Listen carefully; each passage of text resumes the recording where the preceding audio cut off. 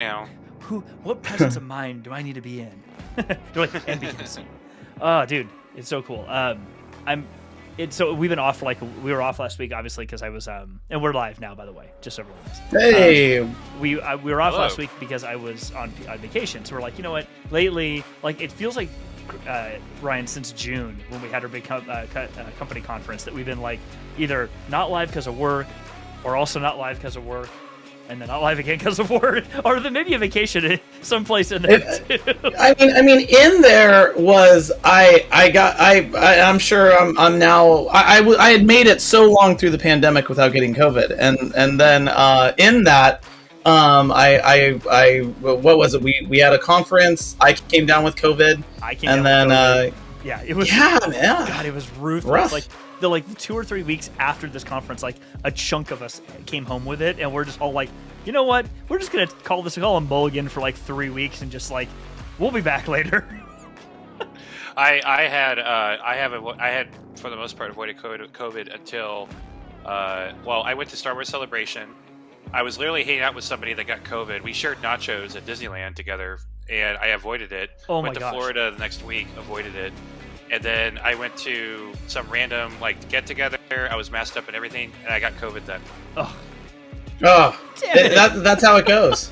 That's Yeah. how it goes. I firmly believe that, and I mean, again, welcome to the COVID chat.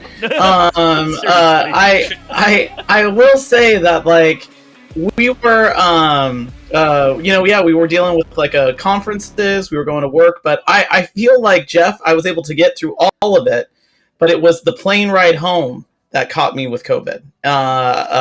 There was a very nice gentleman that sat right next to me, and he wanted to talk to me the entire flight home, and he was so sick. And all I kept thinking was, oh man, you're a really nice person, but I really wish that there was a mile of distance between us right now. And then he even got my suitcase down from the overhead, and I was like, oh, darn it. here's your suitcase. So, I'm like, dude. Yeah. General politeness caused me 2 weeks of COVID. So, Oh, yeah. That's why you shouldn't be polite. See, no, exactly. I should have just been like, hey, and I even did the thing that people do on planes that signal, I'm zoning out right now. I had my AirPods in, and I'm sitting there, I'm on my phone doing the Wordle.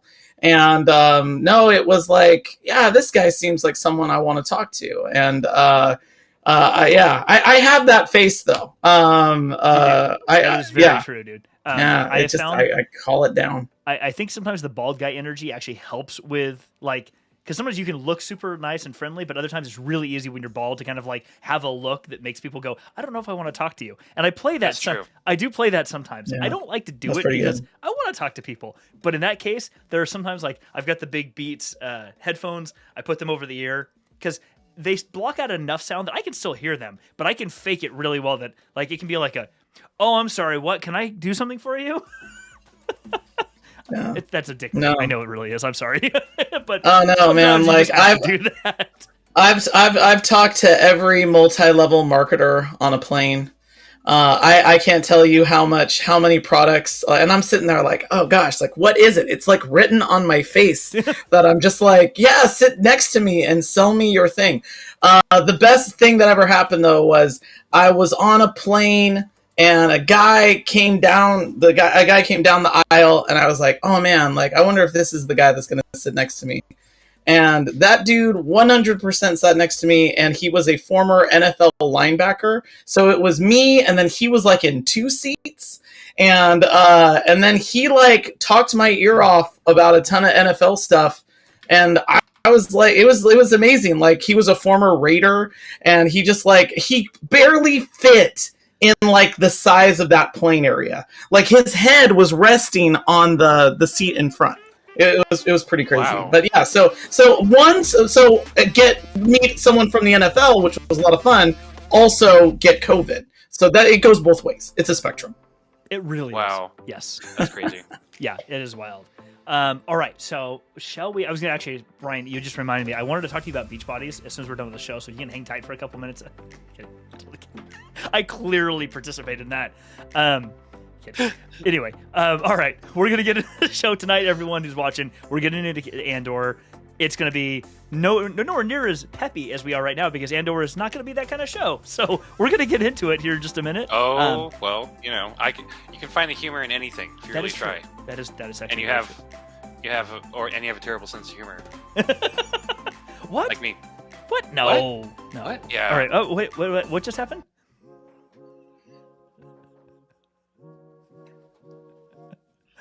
What? I don't know what happened. Somehow it got wiped. It was weird. Anyway, awesome, dude.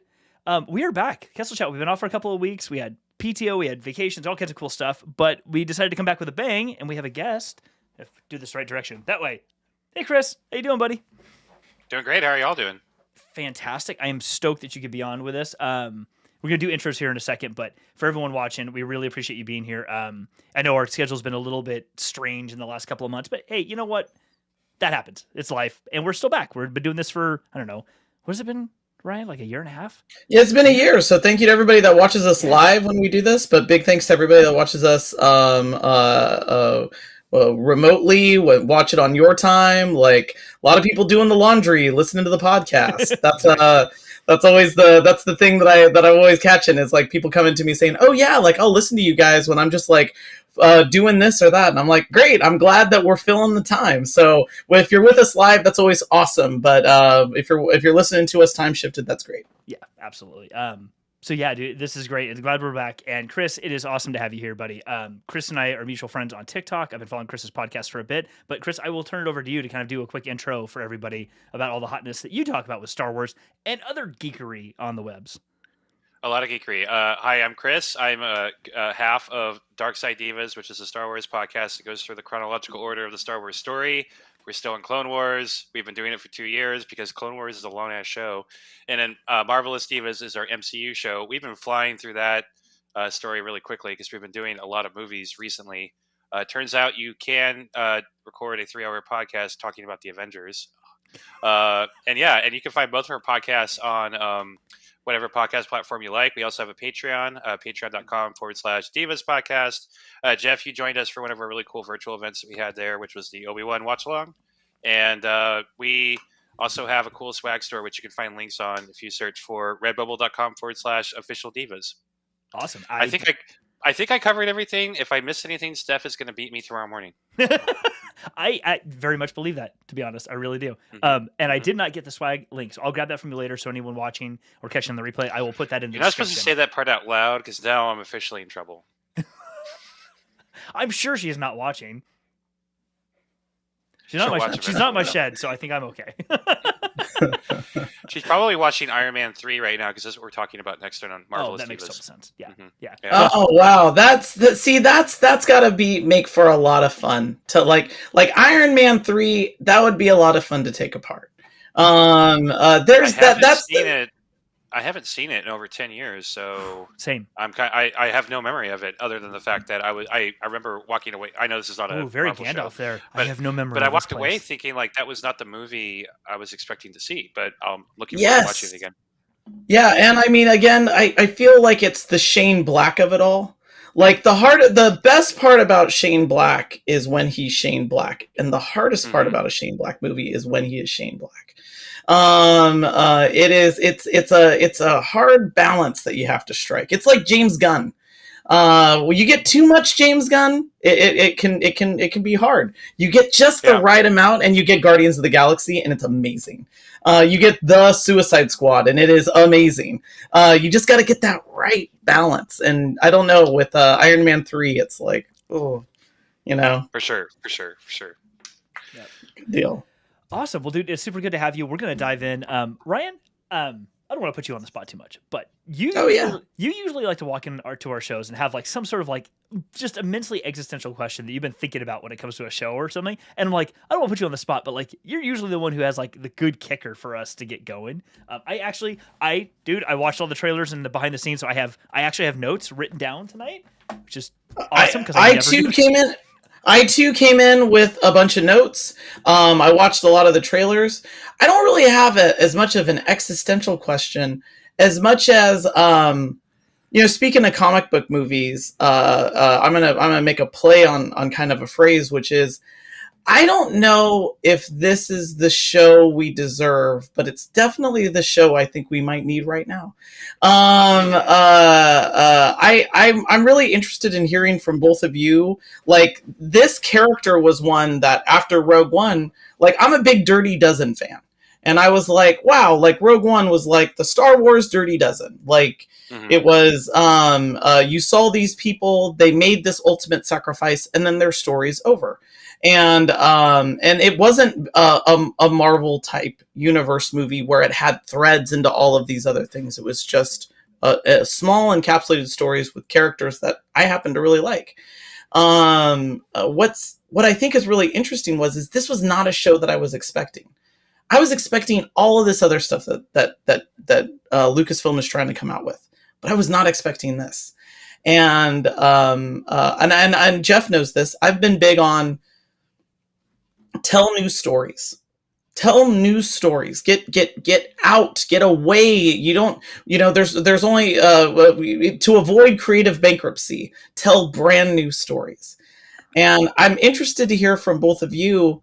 Is this story new enough, even though it's set in a time that is heavily now reviewed and evaluated? There's a lot of other shows that are about this. Is this show, though, new enough? Is this something that you both are looking forward to? I'm going to give it over to you, Chris. I am very excited about the show. When the first trailer came out, it blew me away. I didn't know what to expect. What does an Andor show even mean? And for me, the most interesting part of the Star Wars saga is that part that hasn't really been explored. I know there have been books and comic books that have come out that have been set between the prequels and the original trilogy, but I've always asked myself, like, what was the rebellion like in the early stage? Are all members of the rebellion like squeaky clean and heroic? And of course the answer is no. And I finally get to see something I've been dreaming about since I was a little kid in the 80s, being a nerd with my Return of the Jedi lunchbox. But the fact that we have Cassian Andor as the vehicle for that story is mind-blowing, because I really loved him in Rogue One. I was sad. That whole cast captivated me so much that when they died, it was a bigger blow to me than a lot of character deaths in Star Wars. And the fact that they're going back now, and so classic Star Wars, they're going to go back and tell more story now that part of the story is over. But I'm just so excited about it. I can't wait to see it. I can't wait to see what political intrigue, spy thriller Star Wars is going to be like.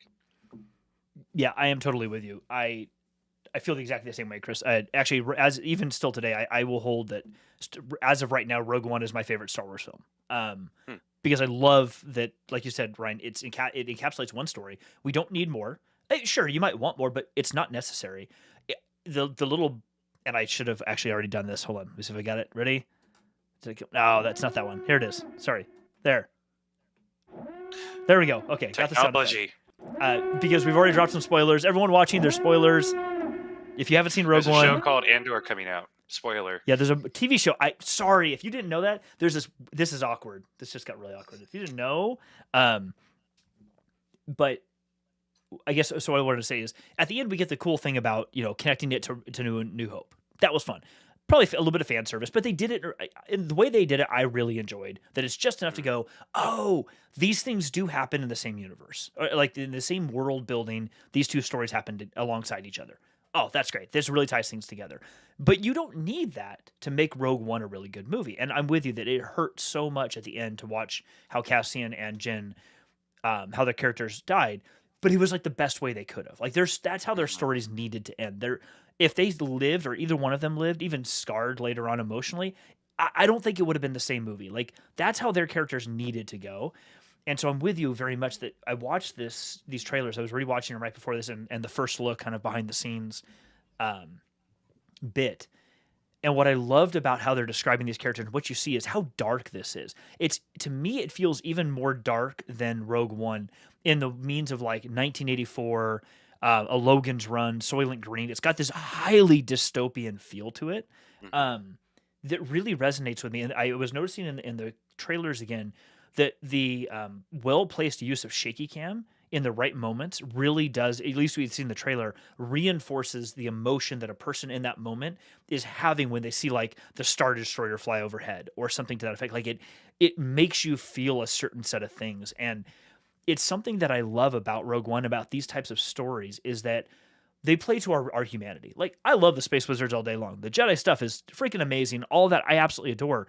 But there's something so raw and human about Rogue One and these stories, especially with Cassian, that I feel like as people we really connect to, and we can find how analogous it is to real life and things we're dealing with.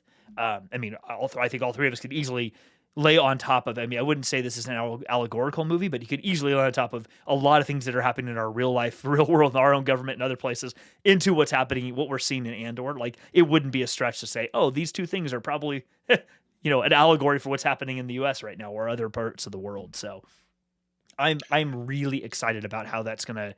I'm also not excited because it's going to make me feel some things I don't want to feel, damn it. But I'm really looking forward to that. It's going to punish you, right? It's going to give you trauma. But that's what a good Star Wars story does, is that it traumatizes you. It's going to be a lot of like, thank you, sir, may have another. Thank you, sir. Right? Yes, break my heart some more. But I'm also looking forward to the tears that are going to be spilling from the trolls. I'm sure they're enraged to see there's going to be strong female characters. Mm-hmm. Cassian, of course, is not a white male, so I'm looking forward to seeing people gripe and complain and bitch, and it's gonna feed my dark heart so much. Yeah, I'm kind of right there with you, Chris. Like, I'm Jeff knows this. I'm a really big Star Trek fan. And a bit of a show that I love is Strange New Worlds, and I'm also a follower of Melissa Navia online, who plays Ortegas. And if you know anything about what's going on with Melissa Navia, she's like fighting every fight. Jeff also knows this. I'm Hispanic, and I like seeing representation. It is a thing, especially like, I cannot say this enough. When you have that representation, it means a lot. It is the thing that I say in my house, especially when we saw Ortegas as the pilot of the Enterprise in Strange New Worlds, was, look, we made it. We made it to the future, and it's not often that we're featured. So that's always a thing that I like. I like seeing that level of representation. But bar none, I also like seeing really great talent that's being able to be utilized. And often talent is missed, not because I think there's this idea that, we're forcing things in through like diversity hire. And it's like, no, we're actually acknowledging talent that's always been there. And if someone was a fan of like Y Tu Mama Tambien, I mean, Diego Luna is this amazing actor, and I was excited when he was in Rogue One. I'm super excited to see him in this series. But yeah, like his opposite, it looks like the antagonist of this show is a female. It's like I'm here for it. Like give me this show.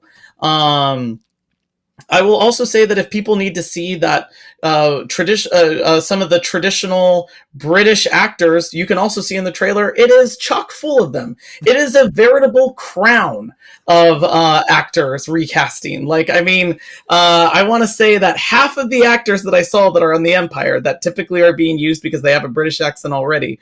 Thank you, Empire Strikes Back. They are almost all former guest stars or regulars on The Crown. So if you need those established actors, you're gonna get them. That's gonna be fine. But I like that. I like seeing that diversity, and I also like seeing really great talent, like Diego Luna. Like, gosh, that guy's great. I think it's gonna be a really good show because of that. Yeah, I agree. I cannot wait. It was funny when the new trailer came out. I was like so blown away by it. Like, I didn't even acknowledge the fact that the release date got pushed back. And then all my content creator friends were messaging me or complaining on Twitter or in Discord going, now we have to rework our entire schedule. We were going to do the show. And I was like, wait, what? What's happening? Huh? And then I realized, they pushed it back a month. But I don't care because, when it arrives, it's going to be amazing. And before we know it, it'll be over. I got into Obi-Wan Kenobi depression after the show finished. It was like when there was no more Obi-Wan. It was like, what do I do now? What do I do with my life? There's no more Star Wars. What am I doing? I know this is gonna sound funny. I almost need more time between these series because I'm having the effect that you're having, and I almost kind of you talked about having the Return of the Jedi lunchbox. That, by the way, like that's like what I wish I had. I had a green broomstick handle that was my lightsaber, and I was totally that kid in The Last Jedi. By the way, the greatest ending. I loved that because I was that kid. But when there was that time between when we were growing up, and there was this big lull between the original trilogy, and I mean, of course, you had the Caravan of Courage. You had all of these little things that were in there, but we don't talk. You then got like this great news. Like I remember it was like 1997. It was like, oh, they're gonna do like the prequels, and I remember I could not be more excited. I almost enjoyed the wait.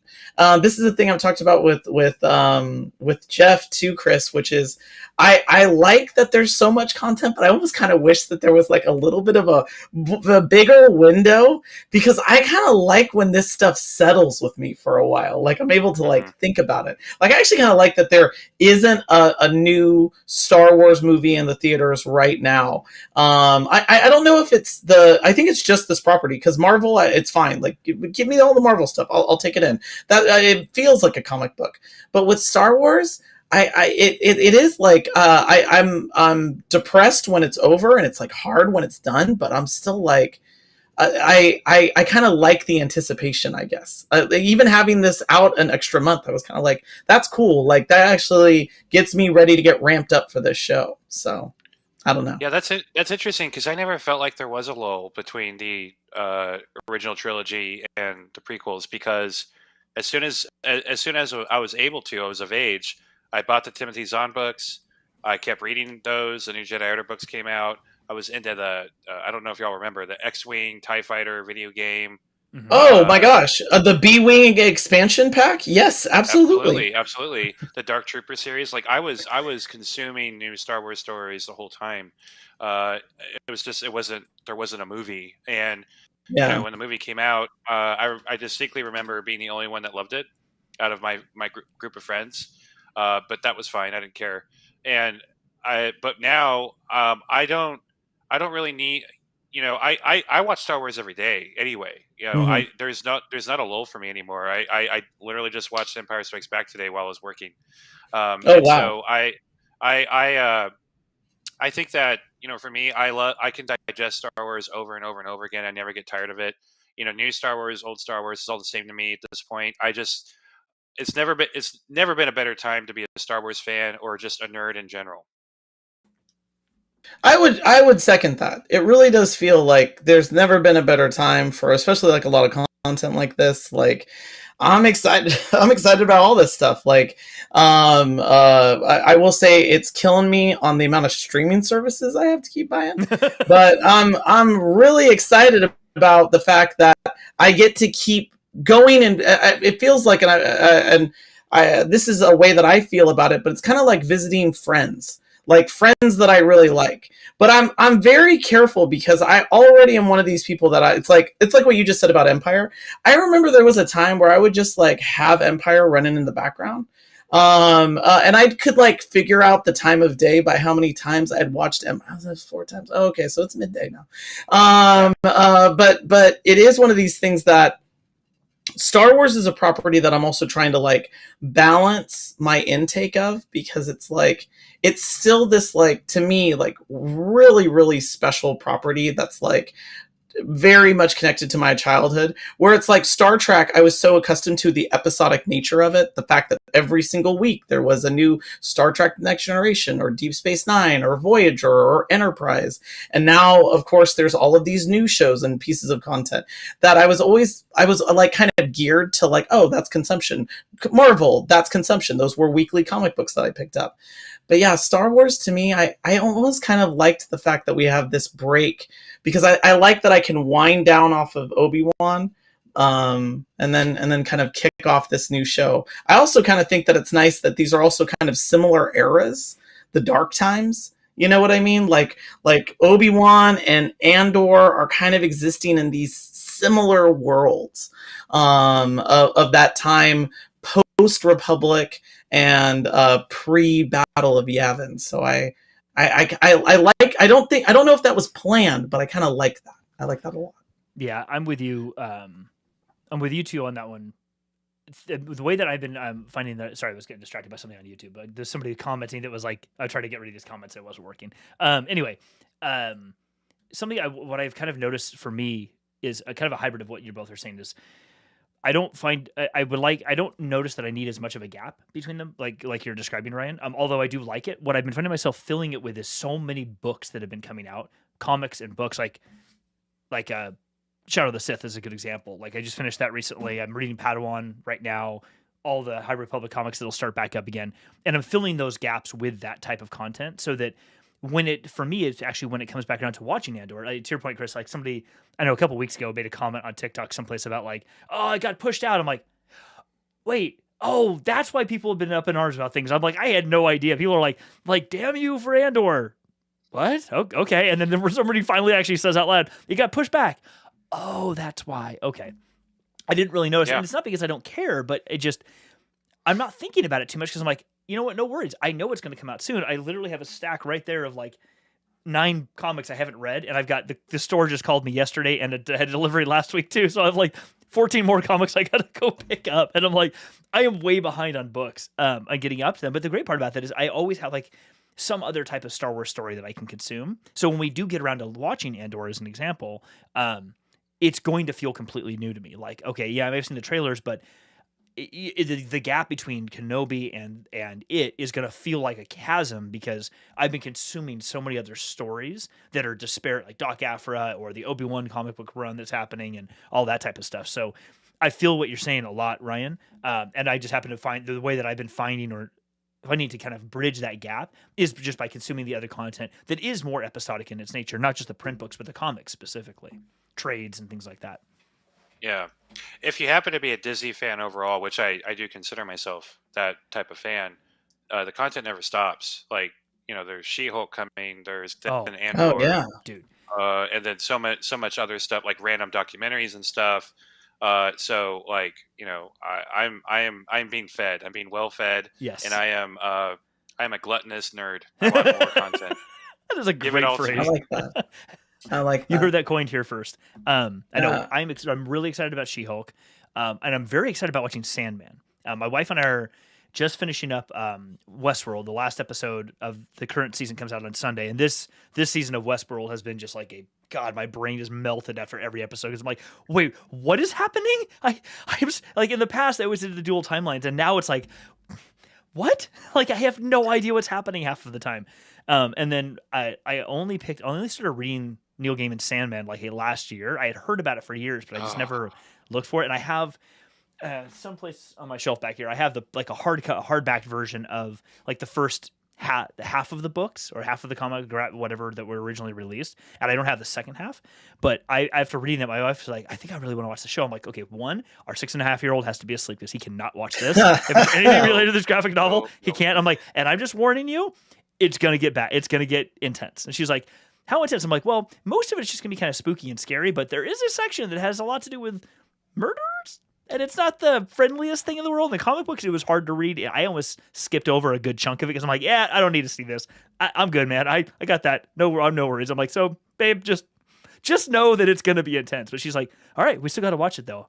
So, yeah, you're right, Chris. Like, there's so many, like, just nerd-type fodder out there for us right now. I don't want to beat this horse too much to death, but, like, it I don't know, Ryan, it kind of like gives me a different perspective on like, yeah, I can focus on all of this stuff. All of us can. So when Andor comes out, it's like, oh, wait, we have a new show? Fantastic. Yeah, I kind of like mixing it up, but I like the anticipation. It kind of reminds me of those days where it was that little gap. Like I remember being so excited. And by the way, like Chris, I'll say this, like while I was it was hard watching episode 1. I know that there wasn't everybody walked out of that theater and was like, "This is the greatest movie ever." Although I do remember a guy behind me where I stood up after the theater, and he was still sitting down, and he said, "I think I just watched the greatest movie ever made." I'll never forget that. But I could make a claim that it's definitely the most cinematic of all of the prequel movies. Like it is the best film of the prequels. Like, in my opinion, it is a solid film. But the thing that I'm really, again, excited about this series, Andor, is, we were kind of talking about like the era. This is like my favorite era. I love the Dark Times era. Those are my favorite comic books. Like, even back when like the comic books were like coming out from like Dark Horse. Like, I know there was always like really cool stuff, like New Republic stuff. I was, of course, a big video game fan, so I loved things like, Shadows of the Empire, all that stuff. Yeah. I loved that time. That was the Dark Times. Like what that was gonna be like. And a thing that I got real big vibes from the trailer was, and I think, Jeff, you were just talking about this, like that kind of like 70s era, like, what is it? There's all of these movies that came out that are like 3 Days of the Condor and The French Connection and The Conversation and all of these great movies that were like all the President's Men, where you just felt like it was like a thriller. And I'm kind of excited about a Star Wars thriller where it feels like the tension is like super high and like following this person.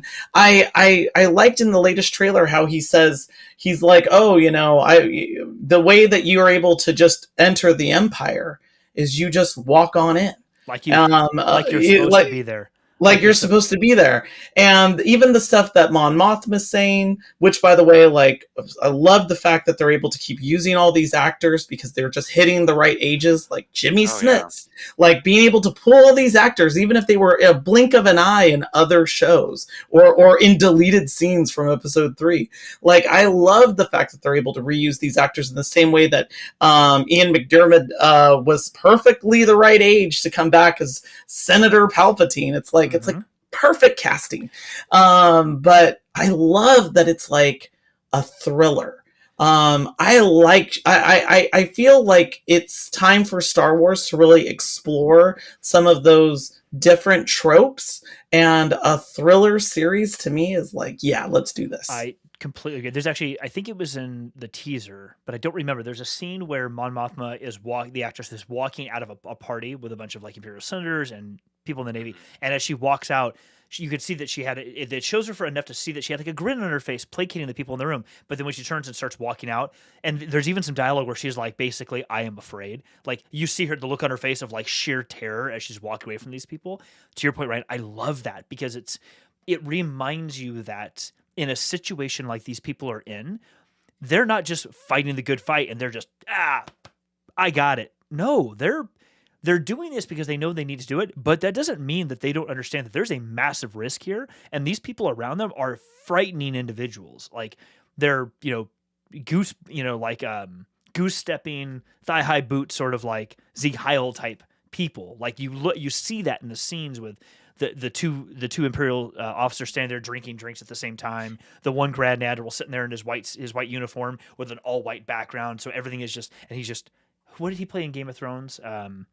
What did that actor play? He was the the maester. He was the maester that was who kicked made out. the mountain into the creepy guy. Yeah, so he was that. That's actor. right. He is creepy. Formerly from The Crown. All of these people are all from The Crown, which I was like, what the heck? It's like there's a run on British actors. They're like, are you British? You can be in the Empire. But yeah, sorry. Where there's a shit ton of Imperial officers, they need all the British actors. Essentially, half of the UK was emptied for the show. There you go. Oh, absolutely. I feel like they were like, look, can you do the British act? Perfect. Yes, we need you. We are doing Spartacus rules. You are in the Empire. You have to have a British accent. If you're from an old Republic era, a la Obi-Wan, Qui-Gon, you gotta have this accent, so bring it with you. But yeah, like I really like that, but I love the high tension. Like that's what I feel like when I was watching this show. Mandalorian felt like adventure and kind of almost fun, even though there were like tense moments, but it was like adventure, and that's like a fun Star Wars thing. But a thing that I loved about Empire, and this Empire is of course my favorite. I'm sorry, I'm a basic, as the kids would say.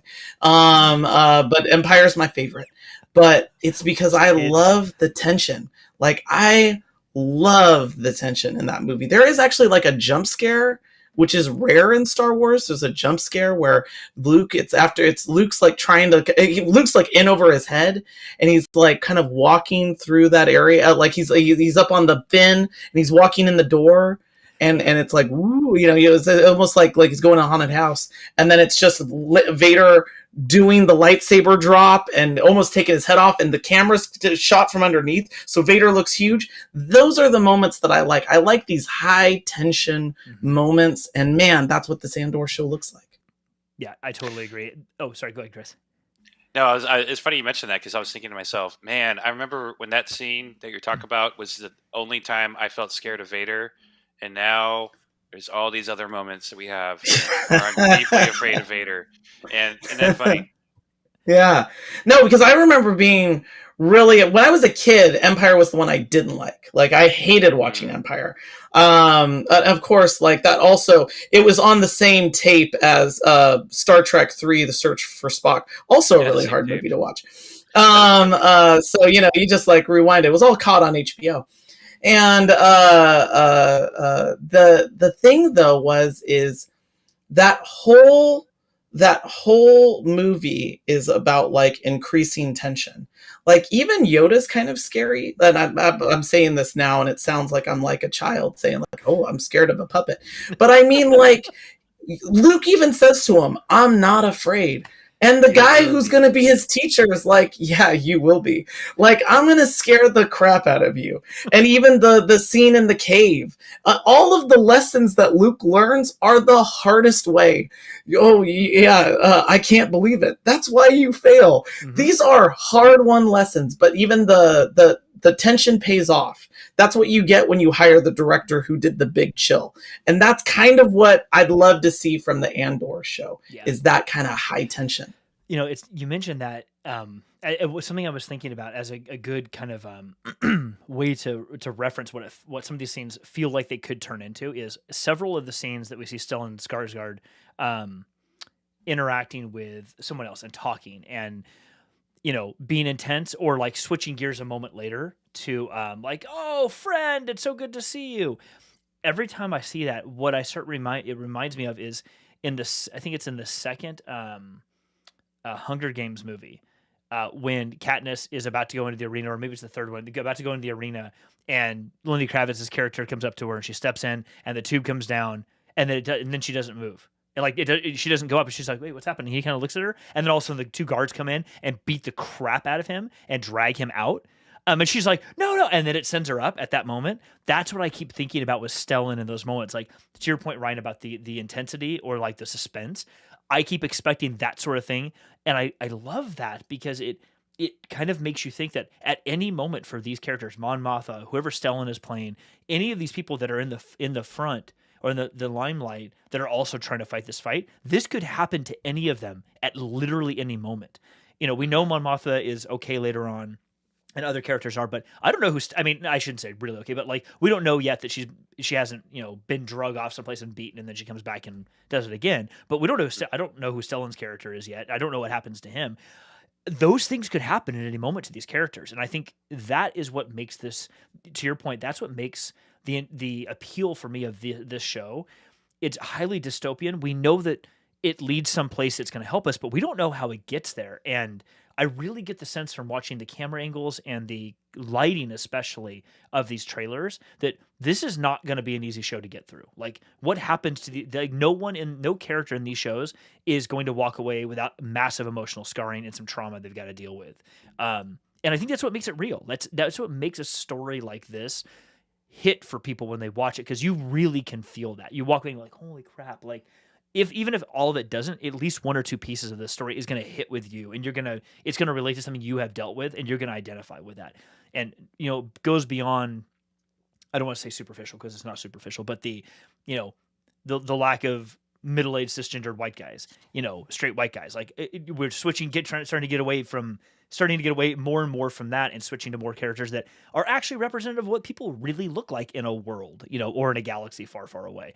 And they all have to deal with trauma, and they all have to deal with complexity. And I think that's amazing, because more and more people can relate to the characters they see on the screen in a variety of different ways, and they're real ways. Yeah, I am excited and also a little scared. Yeah, I think I'm a little concerned. Star Wars has never been shy about the fact that it's based on several different genres. The Western, the space opera, all that kind of stuff.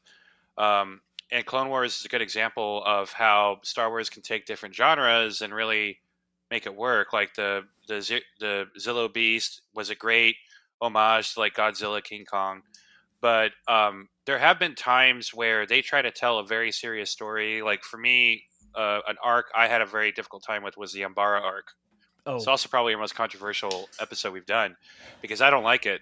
And they were trying to tell a very serious story. I'm a history buff. I love World War II history and ancient civilization history, but there's a lot of war stories, and the details were really missing. And it was so distracting to me that I couldn't buy into the story, and it's very rare for me to have that happen to me in Star Wars. So for Andor, for me, if they're gonna go full dark, full political intrigue, I really, really do want them to be very careful about all the details, about how the character development flows, how the story flows. Because if they go all in, and I do want them to go all in, I want them to be really considerate of all the details. And that's not traditionally been Star Wars' strength. Yeah, and that's where I'm always kind of worried about these shows, because what that requires is someone to really like piece this story together from end to end. And that's what I've been worried about a lot of the streaming shows. And, I've talked about my problems with the Picard series. Like, that's been a really hard show for me to watch, especially because like all of that is a show that should have been my favorite show and ended up just like breaking my heart. And yeah, I said it. And the thing that I feel like is, it comes down to the showrunner, it comes down to the writer's room, and it comes down to a character-driven story. Like, I know this is another like 70s thriller, which is also, it's like a weird thriller, but it's The Parallax View. And I was like, oh wow, like this could really be like, again, like I kept thinking of all the political thrillers that came out in the 70s because of the 60s, because of everything that happened in the 60s. Like there's this amazing amount of movies that comes out. And in fact, Star Wars tries to correct it. Star Wars comes out to get rid of the anti-hero. And, but like Cassian's already kind of like a gray character. The way that Rogue One opens was always like a thing that I was like, oh wow, like that's a really unique way to introduce this character. And the fact that and the fact that he openly tells Jyn Erso, like, hey, like you don't know the stuff that I've done to get to here. Like you don't know how bad what all of these things, and so I like that, but man, I don't like plot-driven stories where it's like it's things happen because the script says for them to happen. Characters do things because the script says that they have to do those things, not because it makes sense for them to do those things. What you're saying about the details to me is like kind of critically important, because that's what then makes a story about political intrigue interesting. If not, then it's just like abject craziness. It's like you get Picard season 2, where I think they're talking about fascism, but somewhere along the road it's also talking about climate change, and I think we're also talking about mental health. But that's a weird triangle to try to like sync those points all together. 1984 does it pretty well. But otherwise, it's like it doesn't. They really need to do one of these things. I know this goes without saying, but it's like show don't tell. Like really make this a character-driven story and really isolate your characters. Like if it's just a trifecta of like Cassian with some support from like Stellan Skarsgård, Mon Mothma. Maybe you got Jimmy Smits popping in there, a little bit too, to really kind of set the stage of the political intrigue. Like the people that are in the muck in like the ivory tower and in the trenches, like that's cool. Like I want to see that. But if you don't plan it out well, it could be a really messy show. And I will say that that's my only reservation. Is I'm like, man, Yeah. you got to like plan this out. I mean, I have every confidence in the world it's going to be good, or at least I'm going to find something that I enjoy about it. And that's kind of my thing. Is I always come in with like zero expectations. The show doesn't owe me anything. I'm not going to be upset if a certain character doesn't show up. I'm not going to be upset if a certain thing doesn't happen. And that allows me to, even if I don't like something, that allows me to enjoy it. Even Picard season 2, there were moments that I loved. Like the Picard Q scenes were just... Yeah, the Picard, but it's like that. I'm sorry, I don't want to interrupt you because man, we could spend this whole show talking about Picard season 2. Good, yeah. Please go ahead, Chris. But I don't ever get to talk about Star Trek, so ultimately, I think it's going to be good. Is it going to like Obi-Wan Kenobi? The Obi-Wan Kenobi show blew me out of the water. I had no idea it was going to be that good, and I had no idea it would turn out to be some of my favorite Star Wars of all time. Not to say that I haven't loved Mandalorian and Book of Boba Fett. I certainly have, and of course I love Bad Batch and Clone Wars too. But Obi-Wan Kenobi, that show was special to me, and so I don't know.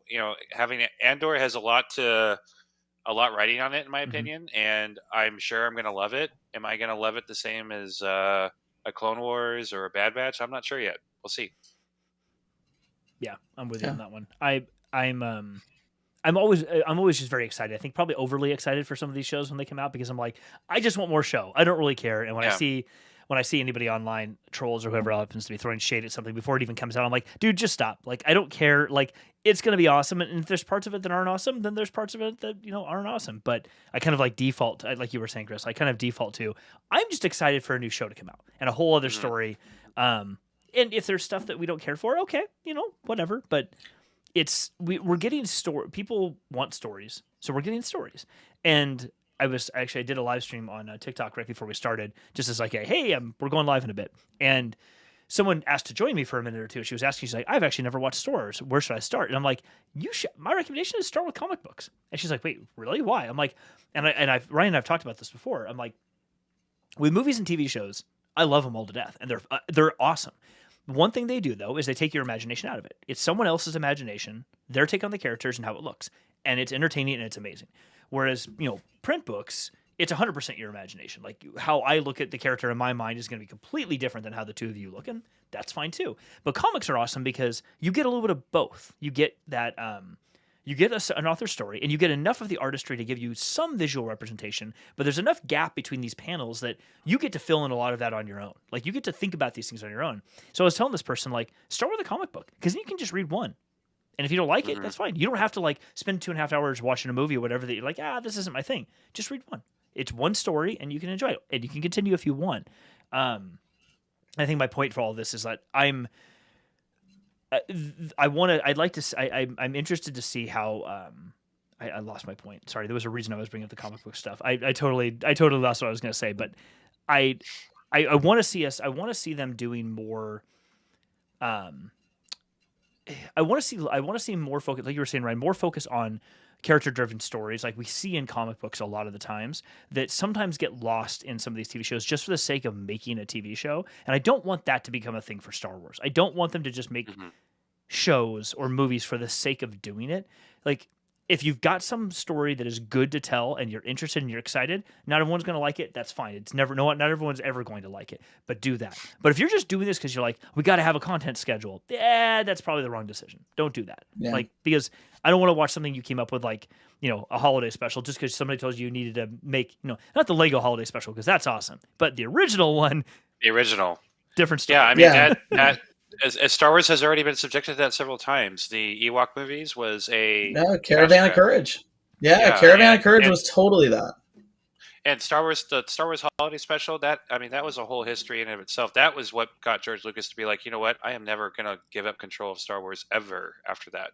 And I believe TV Guide, if kids, there used to be a thing called TV Guide. You used to have to look up when your television shows were going to come on on paper. There was no internet, but TV Guide used to always have like a top 10 worst television history moments of all time, and the Star Wars holiday special was always like top 3, if not top 1.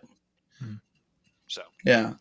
No, I mean, I agree. I like. It's funny though, to Chris, to your point. Like, I always keep a really open mind. Like, I was like mid okay with like how season 1 of Picard came out, and I was like, oh, you know what, I'm just gonna.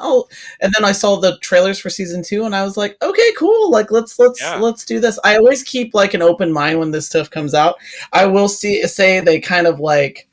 They might be jumping the shark, or who knows, growing the beard, when they jumped right into their season 3 promo of like, we're bringing everybody back from the next generation.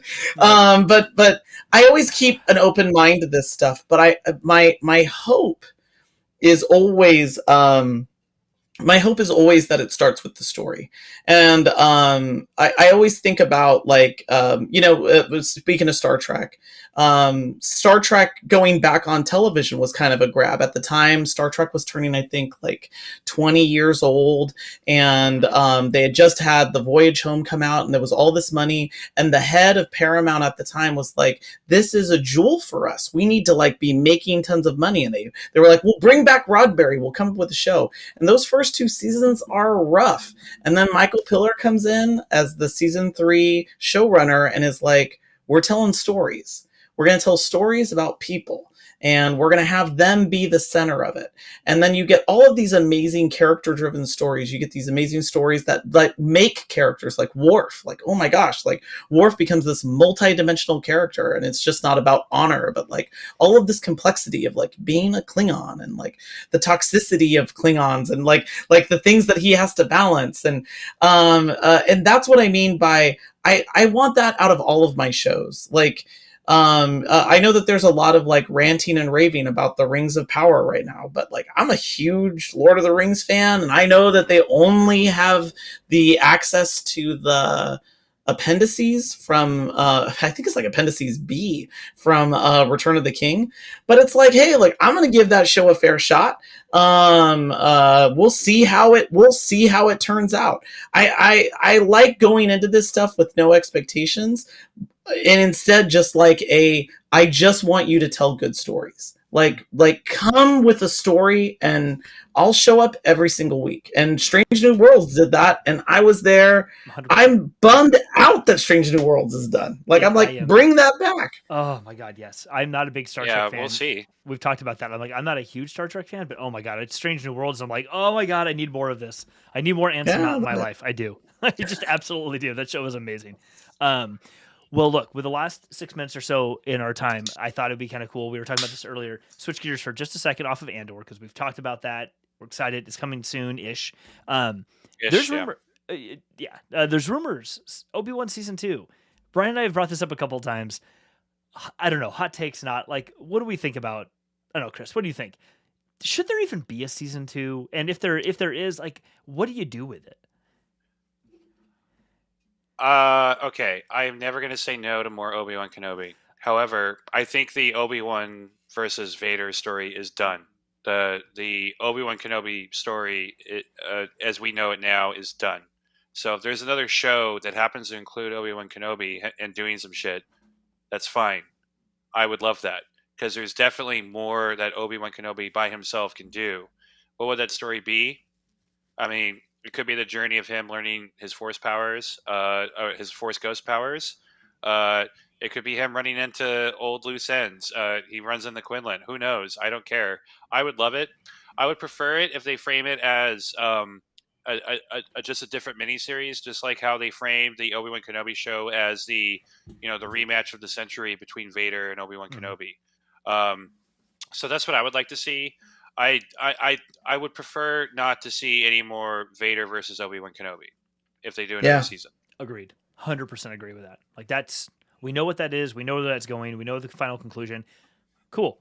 Can we just move on from? Yeah. Yeah. I mean I mentioned this before that for me the Obi-Wan Kenobi show is perfection. I have no criticisms of it. I was blown away. I can't believe they did what they did. I would really like a Star Wars show that doesn't include Order 66, though. That would be kind of nice. But they like to go back to it all the time. But Hayden Christensen had his moment. He finally was able to make Vader this true monster that I always knew he was. I mean, I read the comics, I read books. He's an awful person, but he did it better than anyone. And I am just blown away and I'm so happy for him that he got that opportunity.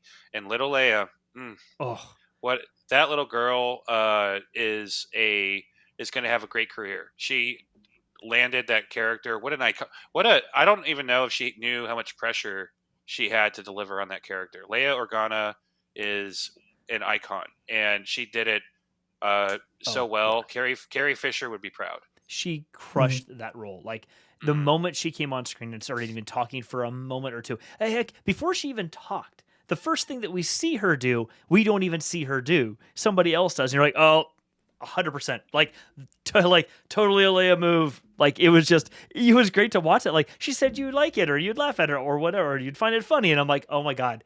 I totally see that as Leia when she was a kid. 100%. Like, you little scamp. Like, I don't know. That's exactly how it felt. And I'm like, this little girl portrayed what it meant to be that character so well. Like, so well. I wouldn't mind a Reva show. And that's to me is what is the best doorway. Is that you and I think that's what these shows should do when they're built around the original characters, is they should introduce new characters and then we follow them. We need new characters. I just want more new characters. I love me some Luke Skywalker. I love Boba Fett, all that stuff. I want to see different new Star Wars characters to fall in love with. Yeah. There's such a huge galaxy and so many people with Force powers or not that were affected by all the things that happened in the dark times. We don't need to see more of the same people. Like great, but like, I'll be honest, like I'm obviously excited about the Ahsoka show whenever that comes out. Like I am so excited about that. But I will also say that like it's going to be telling some of the same types of stories or continuing them that we've already kind of seen. And I'm going to love it. I'm going to enjoy it. But I'm also a little like in the back of my mind, a little like, cool, but what's the next new thing that we're going to see? Who's the next new character? Like, hell, can we go to the unknown regions and actually follow the Chiss and Thrawn when he's a kid? Like that the new Timothy Zahn trilogy, like, can we get more of that, please? Because holy hell, like I want to see Aralani like literally all day long in live action or in animated. Like I want that. Like there's a whole plethora of species and races. I mean, the Grisk, holy shit. Like there's a psychological thriller waiting to happen. Like waiting to happen. I want more of those things so much. Not that I don't want these other things at all, but I really want more of that. I want more of the stuff that we've never seen before. I think that's why I've been so attracted to the High Republic, because it's just all new. Everything about it is new. Like all of it's new, yeah. It touches on bits and pieces, but all the characters are brand new with new story arcs we've never encountered before. I'm like, I won't call it perfection, but it is near as perfection for me as I can get, because it's such like. Everyone's learning this for the first time. Nobody is, well, I read that 20 years ago when I was a teenager. No, you didn't. Everybody is on the same page here. I got so burnt out on Star Wars books in the '90s. I didn't go back to them for the longest time, and I tried reading some of the newer Thrawn books, and they weren't bad, but I just wasn't captivated by them. And then I read High Republic books, and that sucked me all the way back into reading Star Wars books again. Those books are so good, and I never would have thought in a million years that my favorite Star Wars villain is in a book, not a live action show. So, Dude, yeah, they are. The Nihil are brutal. Oh my god, Martian Nihil Row are is just melts my brain like every time. Martian Row, for the record. Sorry, not Martian. Martian. Sorry. Sorry. I like that pronunciation a lot more, and it was so funny when I went to Celebration. I heard them like debate that. That was hilarious. But somebody just corrected me on one of my videos. Like, no, Charles Soule said it's Markion Row. I'm like, dude, look, I'm not gonna. The authors disagree with each other about that. Yeah, I'm like, I don't actually care. Like they each can say it differently. I'm like, I'm with you. I prefer Martian Row. There's something that kind of flows better than Markion. I don't know. Markion feels a little. It feels, no offense to Stell and Geos, but I don't actually like Geos. I wish it was a slightly different print, like Geos or something. I don't know, something that was a little different than that. But same thing for Martian. But yeah, like the not current Thrawn trilogy for Thrawn, but the one right before that. The middle book, I read all of them, or I did the audio version of all three of them. But the middle book, I just skip every time. If I'm gonna re-listen to the trilogy, I skip the middle because the Vader stuff is just, it's fine, but I don't care. I honestly, I'm like, at this point, I'm like, look, dude, I know you don't want a buddy cop Thrawn Vader show, but because that's funny. Like, as much as I wait, see this. Vader has like no personality in it. He's just do what I want. Every time, like, dude, oh god, dude, there's got to be a give and take here, dude. And he's like, there is a good buddy show. There's a good buddy show, and it's an existing character, but it's a new take. And I keep bringing this up, and it's a great opportunity to bring him back. Is a serious Binks that we keep. We have to bring back a serious Binks that really we saw Jar Jar and he was like an immature Binks, and now he's like a lawyer Binks or some type of Law and Order Binks. Yeah, Law and Order Binks, dude. Serious Binks. Oh, and he's like Detective Binks, film Detective Binks. And again, like I thought that the Obi-Wan, the thing that was the misstep in episode 2 was that Obi-Wan had a really cool mystery to solve, and that should have been like played up even better. Like being a detective, like that's really cool. Like Obi-Wan's really smart, and him solving a mystery.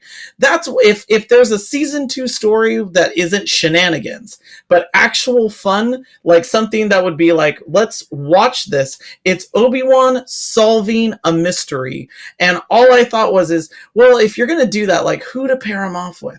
And it's like, gotta get that Binks. Gotta get Binks back in the show. And I'm telling you, gotta get for the way that Hayden Christensen was able to reclaim, was able to shove off a decade worth of the crap that he had to deal with and be like, yeah, like he got that moment. Give Ahmed Best like a pitch right over the plate and be like, hey man, like you remember Captain Tarples? That dude's pretty serious. Boss Nass, he's pretty serious. There's all those other guys that were with Boss Nass. Those all guys look serious. We're going to do serious Binks, and you're going to be like a straight man to Obi-Wan. Who's a crazy guy living in the desert. And I'm telling you, it's a show. I'm giving that idea to Disney. Everyone would tune in for that. I would tune in for it. Serious Binks. I stand Jar Jar Binks more than anybody I know. I love that character. I don't think he's a comedy character because he's funny. I think he's a comedy character because he's a chaos god, and everything around him just falls apart. But chaotic good. Chaotic good. Extremely chaotic, though. But if Obi-Wan Kenobi is going to have a story where he's going to be a detective, I think the perfect partner for him, and also foil for him, quite frankly, would be Quillen Vos. Give me that like tactile Jedi Force stuff, and I like that. I like that. He unlocks the clues and gives Obi-Wan a bunch of shit. It gives Obi-Wan Kenobi an opportunity to be sarcastic back to him, which we didn't get a lot of in the show because he was Sadawan. But nonetheless, I would love that. We started. Yeah, like I like Obi-Wan when he's kind of like a playful scamp. like in Alec Guinness style, and he's like hello there kind of like all of that like comes out of that like twinkle in Alec Guinness's eye. You know what I mean? Like that's the kind of stuff that I'm like, let Ewan McGregor do that now. Let him do his version of that scamp. And then give him good people to play against. I'm cool with Quinlan. I think that would be great. I just really want to see like a serious version of Binks and bring it in like really like I will show up for that. Everyone will show up for that. It's gonna be like, oh yeah, like did you hear like or that Jar Jar is some type of secret enemy. There's a lot of different ways that you could go with that. Like so many different ways. I'm calling it out that this is going to be a missed opportunity if they don't take advantage of it. Like, go for it. Okay, so I was gonna go a different direction with the sort of buddy cop, like a darker version of that. I want to see like Chelly Afra, Dr. Afra, and Trip Zero and DT, because that combination, like, here's your funny, chaotic, hyper chaotic archaeologist who you have no idea what she's gonna do. Oh, and you have your complete murder droids who follow her, who are literally the murder version of C-3PO. Like, I think God, like gratuitous murder, because you know what, and super nice about it, like super friendly. Like, oh, when do I get to murder and peel someone's skin off? What? Your random statement. Like, there we go. There's like the dark version of our buddy cop comedy. I'm telling you, you have such a great opportunity for a Jack Lemmon, Walter Matthau type pairing. You already have like Liam Neeson, who's just going to be hanging out as a ghost. It's like there is some really good work that can be done. Star Wars should lean into it. Like, really do something different. Just go back to we were Benny talking Hill about things. Let's pull some Benny Hill references in here. I'm telling you, I'm not. I don't feel I'm wrong on this. I feel like go different. Like, really go for it. I don't need shadows of things that I've seen before. Shadows of the Empire. I do want a Shadows of the Empire show, but I do want like something new and different. And if you are gonna use a character from the past, put a spin on it. I like that there wasn't like Boba Fett wasn't what we expected. Great. Like, do something different with those characters. As long as it fits within the storyline of their development, go for it. If you're not going to give us something new, then give us a new version of something we've seen. That's my thought. I love that. Right on. Well, listen, this has been fantastic. Chris, dude, it has been stellar having you here, man. I'm so glad you can make it. Yeah, I'm so glad to talk with you guys. I love talking with nerdy people, talking about nerdy shit. It's awesome. Yeah. Cool. Believe me, we will definitely have you back and do a rabbit holes that are like a whole non-Star Wars night. We'll just pick any other random genre, from Tolkien to Star Trek to game. We can do Picard season 2. Like, I'm not joking around. I can talk about the highs and the lows. See? Like all of that John Delancey and having him back. See, I got all that from you, Ryan, and I was like, okay, I'm just not going to watch this now because but see, it's hard. Like, I can't. It's a hard season to watch. Like, and I'm I would still watch it. Okay, I'll still watch it. There's some good performances. The actors did their best with what they were supposed to do according to the script, and I'll just leave it at that. Okay, I'll watch it. Yeah. I will watch it for you both. Choices were made. Choices were made. I like that. They did make them, and they did happen. But I'll tell you what, like, is season 3 coming out? And am I going to watch it? 100%. 100%. Worf looks, Worf looks amazing. I'm there for Commodore Geordie LaForge. I saw that Worf's the captain, but somehow not captain of a ship, probably because of that thing that happened on Deep Space Nine. Like, I can't wait for it. So yeah, Chris, if you ever want to come in, we've done what the Kessel chat was one evening, the warp plasma chat. So if you want, it would be great. I've got the sound effects lined up for it. We're good. I got the 410 torpedoes. I got everything. We're set. Awesome. Yeah, I'm here for it. I love Star Trek a lot. I'm a huge sci-fi fantasy nerd in general. There's that a lot. It's just, if I don't know about it, just because I haven't gotten to it yet. Because there's so much stuff now. There's so much stuff. Nerd content is like taking over everywhere, and it's taking over. With one exception, Wheel of Time. I read the first 10 books, which I guess is only 50% of the series, and I couldn't do it anymore. I tried watching the show, and I will say that if you liked Wheel of Time, the books, you probably will like the show. wasn't into the show myself. I've never read the books. I've been told about them for years, but I just never thought about it. So watching the show from is like, oh, cool, new fantasy. But I'm with you that it had a very the same sort of vibe I get from a lot of Amazon, or I have got from other Amazon attempts at fantasy, where it's like something about how Amazon sometimes, for some reason, their content gets filmed feels campy, or feels like it's not enough. Like I don't think it's Amazon, but it was no, the Amazon production, like, I'm worried. That's my thing where I'm worried about, like, Rings of Power. Like, Rings of Power looks cinematic. Like, Numenor looks pretty good. Have you seen the latest, like, teaser trailer with Galadriel discovering Sauron's symbol? It looks cool. It looks like they put a lot more money into this show. Yes, like, because like, a thing that I always get on, like, fantasy shows that looks fake to me, and I know that they talked about this in the Lord of the Rings, like DVD content of DVDs, was when chainmail doesn't look good.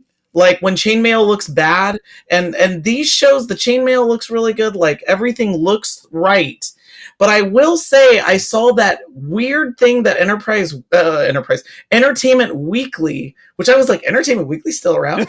Entertainment Weekly filmed a like opening thing with them where they like had all of the characters turn and look, and then they have them appear on the left side of the screen and on the right side of the screen. And my wife and I were watching it, and our first thought together was, this looks like the opening to The Young and the Restless. Oh, like, someone didn't catch that. Like, and then someone put The Young and the Restless music over the top as the faces are appearing on. And I was like, this is like peak 1986. Like, no one caught this. No one thought, like, I feel like someone, it felt so much like, when I was in school, I had to take a picture where I was like this, and then it was overlaid with me like this, and it was two pictures of me together. And that's what this Rings of Power thing looks like. And I was like, I don't blame you, Amazon, but someone over at Entertainment Weekly, it was like their last day. And they were like, I know what I'm going to do. You were just talking about how you want different kind of stories. Do you not want As the Middle Earth Turns? Exactly. I mean, and that is exactly... and by the way, like, we can end it right there. Like, As the Middle Earth Turns, like, that, like, there's takes our next it. show. There's our next show. Yeah. Forget Star Wars for an episode. We're doing As the Middle Earth Turns. And on that note.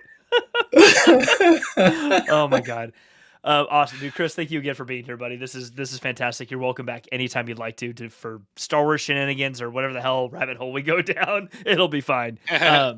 Catch everyone watching on the replay or live. Thank you for being here. Catch us every week at 9 p.m. Pacific time. And yeah, we'll see y'all a little bit later. Yeah, thanks for watching, y'all, and thanks for having me, guys. Really appreciate it. Absolutely. All right. Cheers, everyone. Thank you so much, Chris. Bye, everybody.